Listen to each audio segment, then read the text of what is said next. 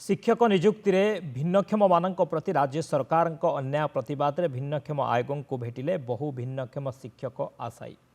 पूर्व सरकार रे शिक्षक नियुक्ति में भिन्नक्षम को सबुबले सुजोग मिलूला किंतु वर्तमान सरकार रे जो नोटिफिकेशन आसी से भिन्नक्षम को बाद दि जाइए।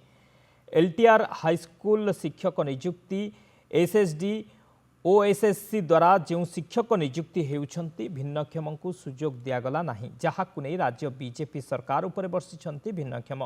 आमे कहार दयार पात्र नुहे, यह आमर अधिकार बोली कहिसंती भिन्नक्षम। विगत सरकार भली भिन्नक्षम को नियुक्ति सुजोग दिया जाऊ बोली सेमाने दाबी करिसंती। जदि सुजोग न मिले राजरास्ता को ओह्लाइबा सह विधानसभा आगे आत्महत्या करने को भिन्नक्षम शिक्षक आशायी चेतावनी देइसंती।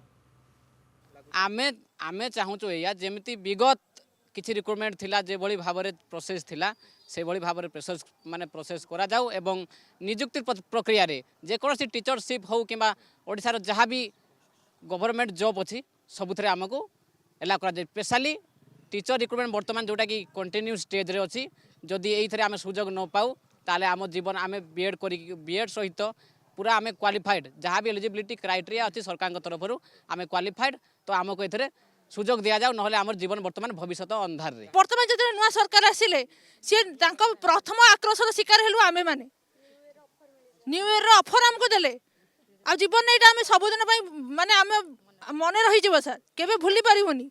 आमे चाहूछु आम न्याय्य दाबी आमको आमे प्रत्येक क्षेत्र रे माने आमको से नीचा देखाउछंदी